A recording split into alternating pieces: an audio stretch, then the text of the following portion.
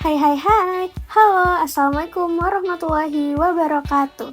Kami dari kelompok 8 dengan saya Citra Putri Perdana. Saya Abdul Basir Zain. Saya Deva Rizky Eka Febrian. Saya Jidani Askulur Rahman.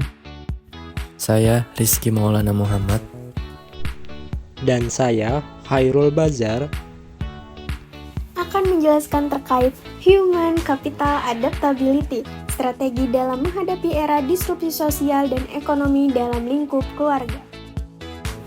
Setiap keluarga adalah tim, dan seperti sebuah tim, keberhasilan keluarga membutuhkan pengelolaan sumber daya yang bijak.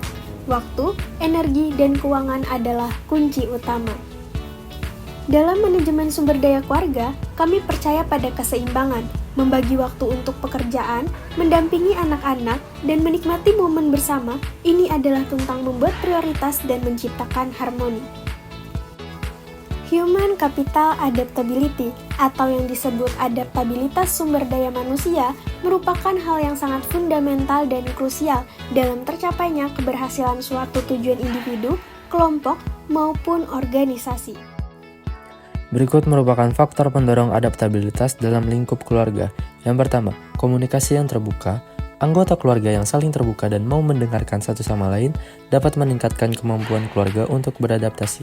Yang kedua, dukungan emosional. Seperti yang dikatakan Kusumawati dan Wardani 2019, keluarga yang sehat secara mental mampu menciptakan lingkungan yang mendukung pertumbuhan dan perkembangan anak.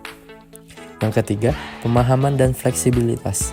Kesediaan untuk menerima perubahan atau perbedaan pandangan memudahkan keluarga dalam beradaptasi. Yang keempat, pendidikan dan pengetahuan. Pemahaman tentang isu-isu tertentu seperti teknologi atau budaya baru dapat membantu keluarga menyesuaikan diri dengan perubahan zaman. Yang kelima, kepemimpinan yang positif. Orang tua atau figur pemimpin yang bijaksana dapat menjadi panutan dalam mengarahkan keluarga untuk tetap solid dalam situasi sulit. Yang keenam, nilai dan tradisi. Tradisi yang kuat namun fleksibel memungkinkan keluarga untuk tetap terikat sambil menyesuaikan dengan perubahan.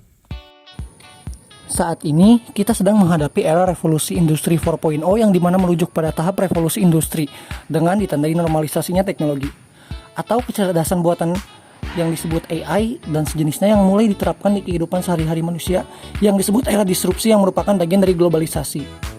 Salah satu bukti kita sudah memasuki era disrupsi ini yaitu maraknya penggunaan smartphone, baik itu bagi kalangan orang tua, bahkan hingga anak di bawah umur yang penggunaannya bermacam-macam, baik itu keperluan keluarga, kantor, perkuliahan, dan lain-lain.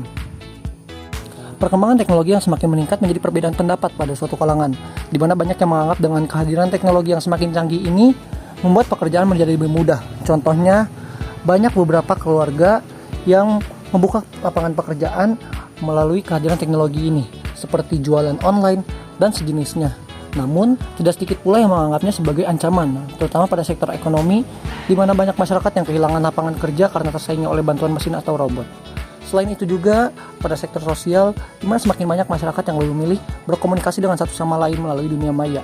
Hal ini memiliki dampak positif dan negatif, di mana dampak positifnya yaitu banyak saudara-saudara dari tiap keluarga yang merasa lebih mudah menghubungi yang jaraknya sangat jauh. Namun, tidak sedikit pula yang menganggap dengan kehadiran teknologi ini, komunikasi di dalam keluarga ketika di rumah menjadi berkurang sehingga hubungan di antara keluarga tersebut menjadi kurang baik dalam segi komunikasinya. Manajemen sumber daya manusia dalam keluarga. Definisinya adalah penggunaan sumber daya keluarga dalam usaha atau proses mencapai suatu tujuan yang dianggap penting oleh keluarga. Setiap individu dalam sebuah keluarga memiliki peran dan tanggung jawab yang berbeda sesuai dengan jenis kelamin dan usianya. Keluarga memiliki peran krusial dalam menyediakan pendidikan awal yang memadai untuk anak-anak. Tidak hanya pendidikan formal seperti sekolah, tetapi juga pendidikan non-formal. Kesehatan mental setiap anggota keluarga dan kondisi lingkungan keluarga juga harus diperhatikan. Terdapat tantangan yang harus dihadapi setiap individunya, yaitu perubahan yang cepat, diversitas dan inklusivitas, keterampilan yang berubah, engagement, kesehatan mental, peraturan perundangan, dan perubahan generasi. Contoh kasus selanjutnya berasal dari e-book berjudul Transformasi Digital Industri Telekomunikasi di Era Disrupsi yang ditulis oleh Kusumo et al. 2024 yang menjelaskan bahwa melakukan transformasi dari perusahaan telekomunikasi tradisional menjadi digital dengan 3 fokus utama, yaitu digital connectivity, digital platform, dan digital service. Transformasi ini tidak hanya ditujukan untuk pengembangan teknologi, melainkan juga pengembangan human capital untuk meningkatkan talenta digital setiap sumber daya manusia yang bekerja di perusahaan tersebut dengan mengadopsi strategi build, borrow, and buy.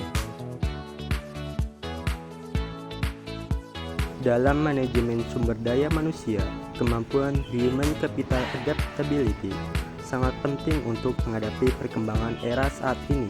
Manajemen dapat dilakukan pada skala makro maupun mikro. Beberapa faktor-faktor pendorong adaptabilitas yaitu kemampuan untuk menghadapi perubahan penuh dengan ide dan inisiatif, serta memiliki kecerdasan emosional. Ketiga faktor tersebut menjadi pembentuk adanya adaptabilitas sumber daya manusia. Di sisi lain, perlunya strategi untuk memanfaatkan faktor-faktor tersebut sehingga dapat meraih tujuan dengan efisiensi. Strategi yang dapat dilakukan yaitu menjadikan diri lebih kreativitas, intelijensi, inovatif, dan kolaboratif. Mari bersama-sama belajar dan tumbuh demi keluarga yang lebih bahagia dan tangguh, juga masa depan yang lebih cerah. Sekian dari kelompok 8. Wassalamualaikum warahmatullahi wabarakatuh. See you.